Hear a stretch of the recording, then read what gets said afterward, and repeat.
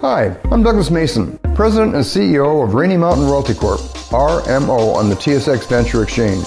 Rainy Mountain's Brunswick property is located in the Rideout Shear Zone in Ontario, with grab samples running as high as 32 grams per ton gold. A follow-up drill program to test numerous targets located by recent groundwork is planned for early 2018. Please visit our website at rmroyalty.com.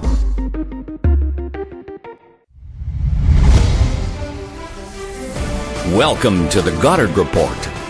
Comments made on the Goddard Report and TalkDigitalNetwork.com are an expression of opinion only.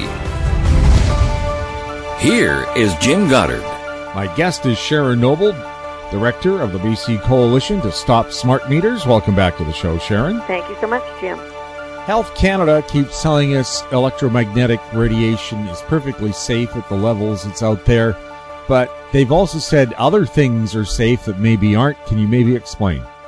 They have, Jim, and as you refer to, Health Canada has a very shaky past. They have said asbestos is safe. They've said lead is safe. They said tobacco is safe. They're saying now that cell phones and microwave radiation is safe. They're also saying aspartame is safe. And right now, in fact, in my update just last night, there is a major effort by a Dr. Betty Martini in the States. She has been going after the Food and Drug Administration in the States, and she's going after the same organizations here in Canada, because aspartame has been shown to be very, very dangerous. It's been linked and basically proven to lead to birth defects, to cancers, to all sorts of problems.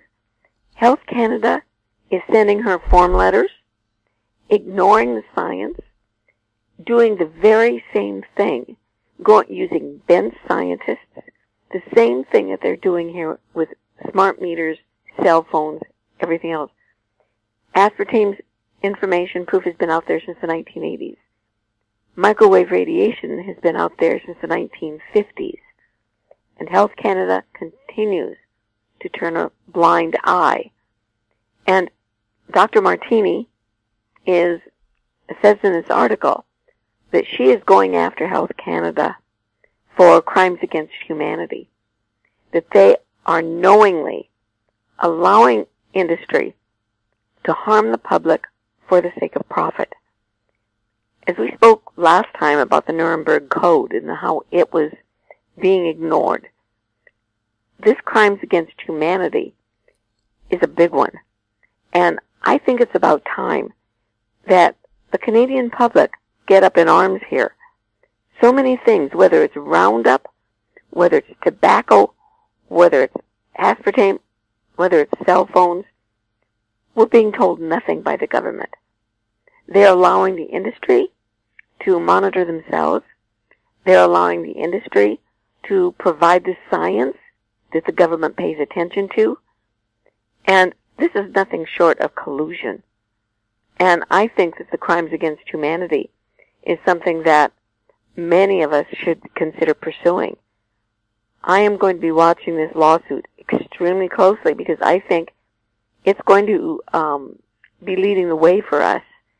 And there's another lawsuit that is being done in the States, and it's against Monsanto and Roundup. I mean, the fact of the matter is Monsanto has, I can't remember, glyphosate, whatever the name is, Roundup in it. Roundup has a carcinogen that has been shown to be extremely dangerous, and Monsanto is continuing to sell its products. You can go into any gardening store and still buy it here in Canada, and that's unbelievable. What more do we have to do to be able to protect ourselves, to protect our food, to protect our environment? This really is something that right now we need to go after, because we know it now. They've been trying to hide this information from us, but we're beginning to learn more about it each day, and there's no excuse for it. We shouldn't be silent. If we are silent, we become complicit. Sharon, have you received any reaction yet from the BC provincial government about your fire report? How many fires did you have connected to smart meters, and what kind of a danger you think they are? Out of approximately 100 fire reports, 47 were associated with smart meter fires. And no, Jim, since I put the report out in late summer last year, I haven't heard word one from anybody. In fact, I still haven't had any acknowledgement. They're ignoring it. They want people to believe that, they didn't get it. That if they don't pay attention, if they ignore us long enough, we're going to go away. And more smart meter fires are happening all the time. And just as they're doing in British Columbia, they're trying to hide it. And one example, this week in Baxter, Ontario, there was a fire that started at 5 a.m. on the outside of a home. And when the firemen got there, they found that it had spread to the home next door. The firemen at the scene said it was an electrical fire that started at the hydrometer. Yet the next day, that video was gone. And there was a report in its place saying it wasn't the smart meter. It was an accidental electrical fire on the outside of the home. What else is going to be on the outside of the home that produces an electrical fire? This is the type of thing that happens in British Columbia. We're not getting the full stories here. The meters in Baxter, Ontario, which is near Barrie, from what I can find, they're census meters, not Itron, but most of the meters are made the same anyway. But about 3 years ago, there had been a few fires in Ontario associated with census meters, and there was a recall. Now, I don't know if the smart meters in Barrie are a different model, or if these are the ones that just didn't get recalled and picked up, or whatever. But the fires are continuing. And I don't know how many homes have to be destroyed, how many lives have to be put in danger before somebody finally does something. It seems that, as I said before, they're just hoping we go away. They're ignoring it. We'll have more with Sharon Noble right after the break. I'm Greg Johnston, CEO of Carl Data Solutions, an industrial Internet of Things company that provides big data solutions for monitoring critical infrastructure. Carl Data offers machine learning and predictive analytics features through our cloud-based applications to deliver key asset-saving operational insights from massive amounts of data. Carl Data trades on the CSE, symbol CRL, and the Pink, symbol CDTAF. For more details on Carl Data, please visit carlsolutions.com. Avon Resources Limited is a gold exploration company with significant projects in British Columbia, Saskatchewan, and the Yukon. Trading on the TSX Venture Exchange, symbol ABN, and the Pink, symbol ABN-AF. Surrounded by world-class gold deposits and mines, Avon's 23,000 hectares Forest Kerr Gold Project is located in the heart of the Golden Triangle in northwestern BC. For more information, visit us at avonresources.com. Welcome back. We're chatting with Sharon Noble. Sharon, you were telling us about an Australian study that connected electromagnetic radiation with other health problems. Can you maybe explain it to us? Yes, the University of Melbourne has done some studies linking multiple chemical sensitivity with electromagnetic radiation. And they are saying that there is a synergistic relationship where people who are vulnerable, and we found this before in other reports, people who are, for instance, their immune system is weakened, or people who have heart problems or neurological problems, exposure to microwave radiation can exacerbate that condition. And the study in the University of Melbourne in Australia has confirmed that there seems to be a relationship between multiple sensitivity to chemicals as well. And they're seeing an increase in both hypersensitivity to electrical situations, EHS, and the chemical sensitivity. They seem to be increasing together. Now, it could very well be that people who are chemically sensitive are more vulnerable to EHC, or it could be that people who are sensitive to electromagnetic radiation are immune sensitive enough to be affected by chemicals. Who knows what comes first? And that really doesn't matter. The point is that they're working together to make many people very, very sick and to cause a lot of problems. And the synergistic relationship between electromagnetic radiation and these other diseases is well known and well documented as well. We'll have more with Sharon Noble right after this. Arctic Star Exploration, operated by a team of proven mine finders, is focused on diamonds in Finland and the Northwest Territories of Canada. A work program is planned for our Finland property that contains diamond-bearing kimberlite.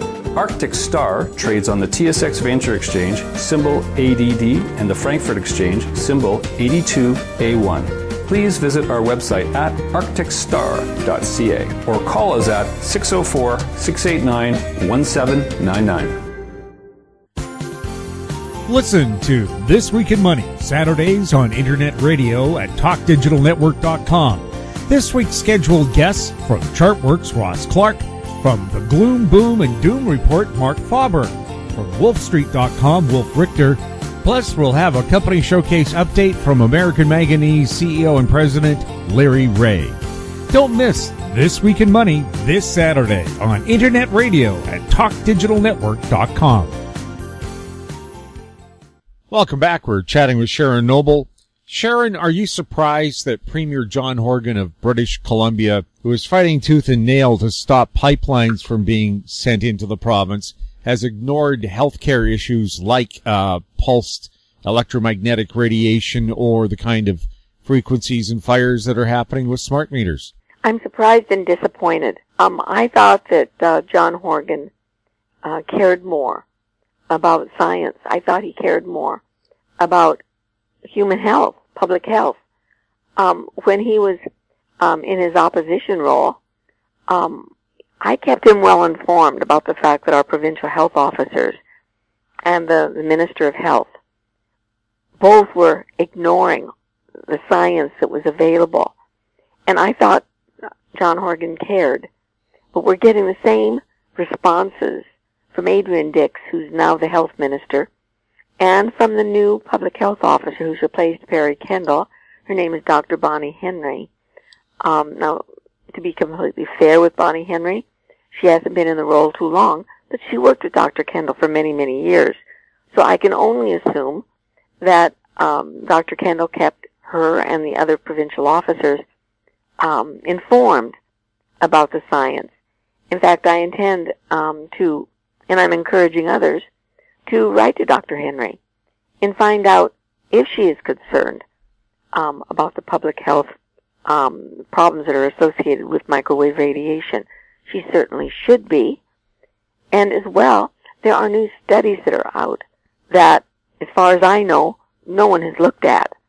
What is very, very disturbing is that Dr. Perry Kendall always was deferred to.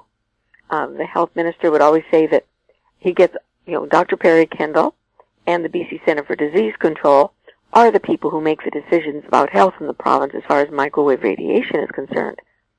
Well, the BC Centre for Disease Control said that it was dangerous. In a toolkit, in a report that they gave out about 5 years ago, and Perry Kendall ignored the results.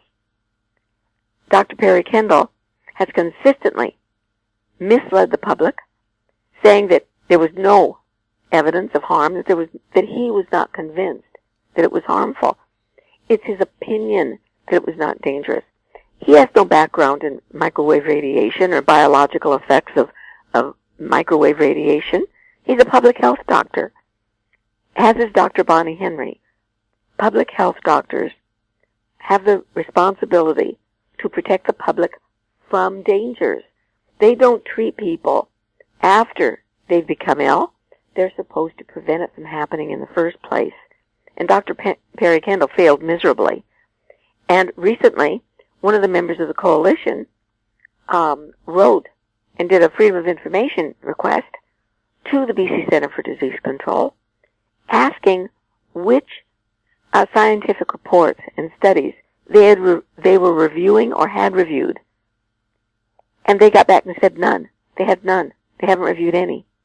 So as far as we know, they haven't reviewed any since perhaps the last 2 or 3 years. Yet we've been sending article and report after report. Where are these going? Who did Perry Kendall send them to? Did he send them to anybody? Are they just being trashed? This is something we have to pursue, and Dr. Bonnie Henry, as the new provincial health officer, has a duty to tell us what she's reviewing.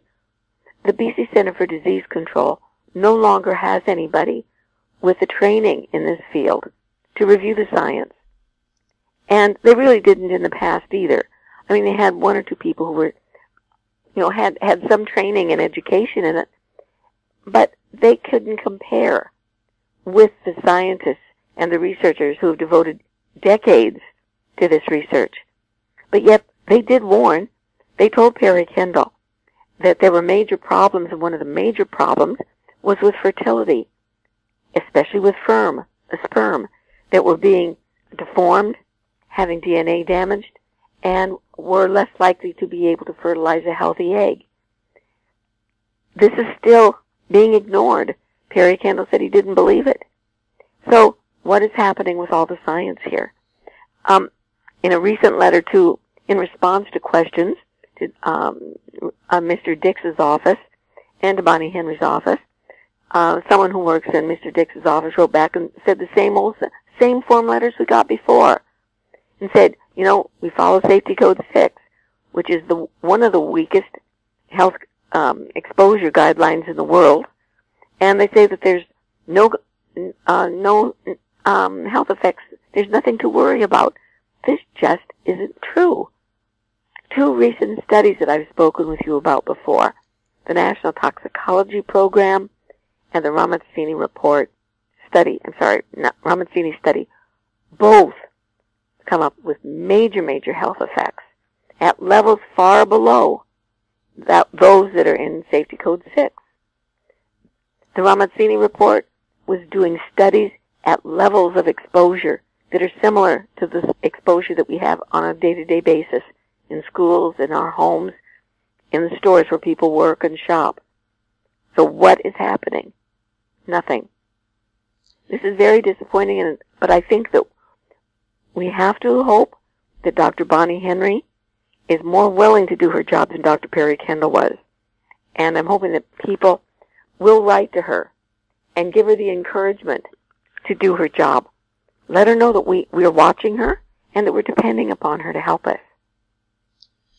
Sharon, you also cite a new study that says insects are a lot more sensitive to certain frequencies than others, and of course we're all really concerned about the bee population and its recovery. How are these little critters affected, and what's the worst thing for them? This study, and it's the first one I've seen of its kind, concentrated on the milliwaves, the very short waves that are associated with very high frequencies, like the 20, 30 gigahertz range, and even higher, that are planned to be used by the 5G transmitters that TELUS is preparing the infrastructure for along our streets. This study shows that these small little things react more to the small, shorter milliwaves, that they become ill, their immune systems become weakened, and they are no longer able to function. And bees were included in this study. It has been, this study hypothesizes, and I'm sure that they have scientific basis, it was a long, complicated study. It said one of the humans, who have larger bodies, are affected more in the lower frequencies, the 100 megahertz range, where that's FM radio, and up to maybe the 900 megahertz, which is cell phone. Some of the cell phone goes up to 2.4 gigahertz now, but those, like 100 megahertz, has a longer wavelength, and our bodies react more to that. It absorbs more. The bees and the insects, even though they are affected by these, and as we've seen with smart meters, for instance, and with cell phones, bees become disoriented. Their GPS system malfunctions. They don't seem to be able to find their way back to their hives. That's suspected to be one of the reasons. It's for hive collapse. As well, they believe that the general level of radiation in the environment affects their immune systems and makes them more vulnerable to things like viruses. This study shows that the shorter waves, like the milliwaves that are in the very, very high frequency ranges, does more damage. More of the radiation is absorbed into their tiny bodies because it is a closer match to the bodies. The smaller bodies react more to the shorter wavelengths. Sharon, anything else you wanted to add today? There have been a couple of studies and reports just recently that have come across about the trees, the effect of trees. And on our website, we've got quite a few listed showing that proximity to cell towers, and we assume it's smart meters, and it's going to be these 5G transmitters that TELUS is putting up, that the trees are suffering. In these various studies, it shows that, for instance, the side of a tree facing the tower is less healthy looking. The leaves wither. They, by the end of the summer, they're basically dead. There are quite a few studies that have shown this. Likewise, there was a new group from Germany has released a study that basically says that they've been gathering information and studies on all living things, flora, fauna, ocean life, human life. It's a very interesting report, and it's many pages long. But they've concluded that there is evidence that all life is harmed by microwave radiation. And as scientists have been warning for decades now, we've got to stop this from proliferating. We have to stop it now, because human life itself is being threatened. If fertility is so threatened that we're unable to even replace ourselves with our children, and that's what's happening in North America, then it's not going to be long before the human race is going to be extinct. Children are being born malformed. Fetuses are being aborted. People can't get pregnant. This is a serious problem. Now, electromagnetic radiation and wireless devices are not the only problems, but they sure are contributing, and we need to do whatever we can to make our environment as safe as we can. Sharon, are there websites people can go to find out more information? They sure can, Jim. Our website is www.stopsmartmetersbc.com. Sharon, thank you so much for chatting with us. Thank you so much, Jim. My guest has been Sharon Noble, Director of the BC Coalition to Stop Smart Meters.